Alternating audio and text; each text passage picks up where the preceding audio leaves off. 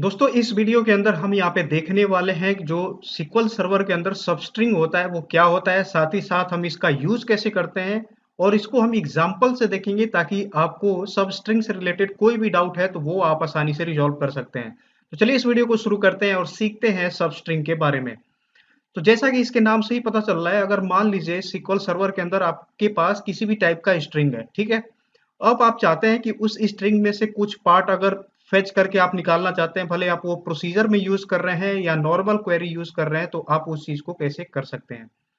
ये सब स्ट्रिंग जो होता है ये ज्यादातर यूज होता है जब स्ट्रिंग मैनिपुलेशन यानी कि बड़ी सी कोई स्ट्रिंग हो या छोटी सी स्ट्रिंग हो, अगर उनमें से कोई भी एक पर्टिकुलर रिकॉर्ड निकाल के अगर आपको डिस्प्ले कराना है तो उसको आप आसानी से कर सकते हैं सब स्ट्रिंग की हेल्प से। तो जैसा मैं आपको यहाँ पे इसका सिंटेक्स दिखा दूं, तो यहाँ पे सेलेक्ट स्टेटमेंट के साथ ये काम करता है। तो जैसे ये सबस्ट्रिंग फंक्शन है, ये इनबिल्ट फंक्शन है और ये इसका जो SQL सर्वर जो 2005 वर्जन है उसके आगे से जितने भी SQL सर्वर हैं उन सब के अंदर ये सबस्ट्रिंग काम करता है। तो ये इसके अंदर 3 पैरामीटर भेजने होते हैं। क्या-क्या पैरामीटर है इसके बारे में हम जान लेते हैं। जैसा कि पहला यहाँ पे पैरामीटर है वो है एक्सप्रेशन, यानी कि किस एक्सप्रेशन को यानी कि किस स्ट्रिंग को हम इसके अंदर भेजेंगे ताकि उसके ऊपर हमारा ये जो सबस्ट्रिंग फंक्शन है अपना काम करेगा। तो यहाँ पे हम एक्सप्रेशन भेजेंगे, वो कोई भी स्ट्रिंग हो सकती है। दूसरा है यहाँ पे आर्गुमेंट पोजीशन, यानी कि जब ये सबस्ट्रिंग काम करेगा किसी स्ट्रिंग के अंदर से वैल्यू को निकाल के लेके आएगा तो वो स्टार्ट कहाँ से करेगा, यानी कि उसकी स्टार्टिंग पोजीशन कहाँ से होगी वो डिसाइड करता है ये जो पोजीशन आर्गुमेंट आप पास करेंगे इसके अंदर उससे। अब इसके बाद से जो लास्ट में यहाँ पे ऑप्शन आपको एक दिख रहा है आर्गुमेंट जो है ये है लेंथ, यानी कि अगर मान लीजिए ये पोजीशन से स्टार्ट हुआ, मान लीजिए आपने यहाँ पे लिखा है 1, तो यानी कि 1 से स्टार्ट हुआ और ये कहाँ तक जाएगा, उसकी लेंथ क्या होगी वो हम यहाँ पे डिसाइड करते हैं कि उतने पार्ट को वो निकाल के आपके सामने निकाल के रख देगा। जैसे कि मैं आपको एग्जाम्पल के लिए यहाँ पे बता दूं कि मैं यहाँ पे लिखता हूँ ट्यूटोरियल 007, ये अपने चैनल का नेम हमने यहाँ पे लिख दिया।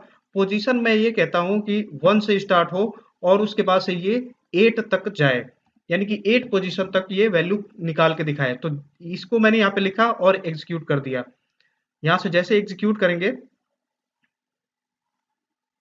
तो देखिए आपके सामने ये ट्यूटोरियल यहाँ पे लिख के आ गया है, देख सकते हैं रिजल्ट विंडो में। तो यहाँ पे आपको ट्यूटोरियल दिख रहा है। यहाँ पे ये कहाँ से स्टार्ट हुआ, ये 1 से स्टार्ट हुआ, यानी कि यहाँ से स्टार्ट किया, फिर 8 पोजीशन थे, 8 जो पोजीशन है वहां तक ये गया, यानी कि लेंथ हमने 8 स्पेसिफाई किया है। तो ये काउंट करेगा यहाँ से, ये जाएगा, देखिए यहाँ से 1 2 3 4 5 6 7, ये जो एल है यहाँ पे ये पूरा 8 पोजीशन इसकी कंप्लीट हो जाएगी।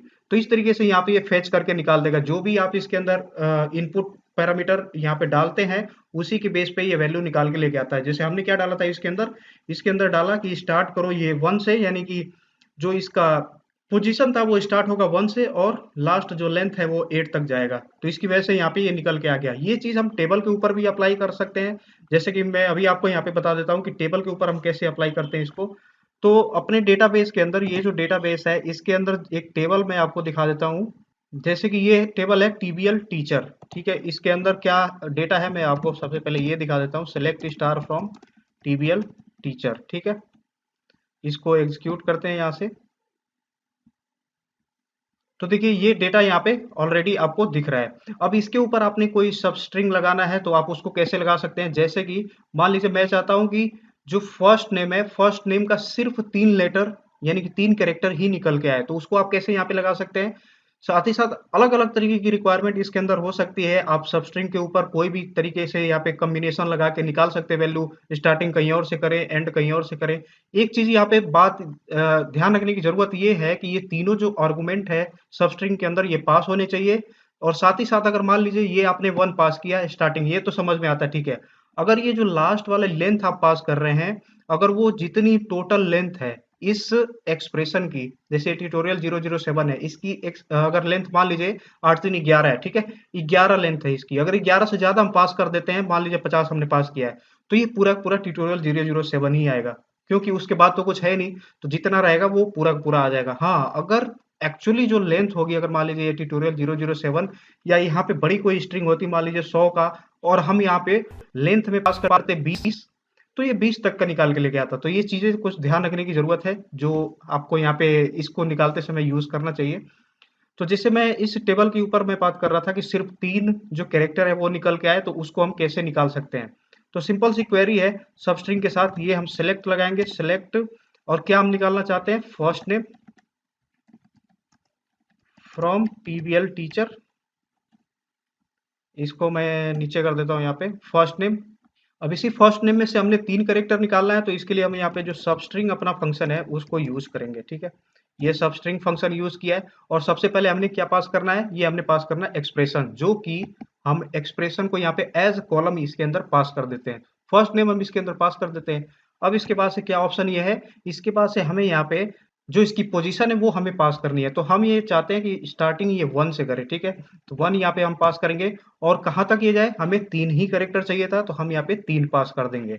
इसको यहाँ पे क्लोज कर देंगे। तो देखिए ये सिलेक्ट फर्स्ट नेम के अंदर से ये क्या करेगा कि पहले लेटर से स्टार्ट होगा, और जो 3 लेटर यानी 1 2 3 तीसरे लेटर तक की जो भी स्ट्रिंग होगी वो निकाल के आपके सामने यहाँ पे लाके रख देगा। इसको हम एग्जीक्यूट करते हैं यहाँ पे सेलेक्ट करके। तो देखिए यहाँ पे इसने ये फर्स्ट 3 लेटर आपके सामने निकाल के रख दिया। ये किसी भी तरीके की रिक्वायरमेंट होती है। एक अभी मैं आपको ईमेल के ऊपर भी लगा के दिखा सकता हूँ कि ईमेल, अगर जैसे मान लीजिए आपके पास ईमेल आईडी है, अगर ईमेल आईडी है, उस ईमेल आईडी के अंदर आप चाहते हैं कि जैसे किसी का @gmail.com होता है, @yahoo.com, अलग अलग तरीके के होते हैं। उनके बेस पे अगर आप फिल्टर निकालना चाहते हैं कि मतलब आप देखना चाहते हैं कि @ है उसके बाद क्या वैल्यू आती है, वो सारा कुछ आप निकालना चाहते हैं, वो भी निकाल सकते हैं।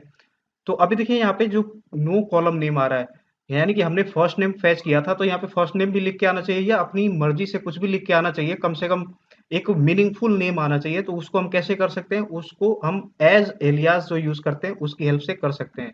जैसे आप यहाँ पे लिखेंगे एज, और इसको मैं यहाँ पे नाम दे दूं, अगर फर्स्ट नेम ही अगर मैं दे देता हूँ, जैसे first name, as first name.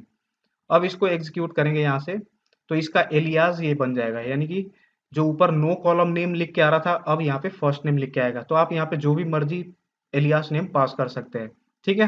तो इस तरीके से आप यहाँ पे सब स्ट्रिंग के ऊपर काम कर सकते हैं, और उसके अंदर से डेटा या जो भी कैरेक्टर्स है, अगर उसके लेंथ के अकॉर्डिंग आप निकालना चाहते हैं, निकाल सकते हैं। वीडियो अगर अच्छा लगा तो वीडियो को लाइक करें, साथ ही साथ चैनल को सब्सक्राइब करें। मिलते हैं आगे की वीडियो में, तब तक के लिए धन्यवाद।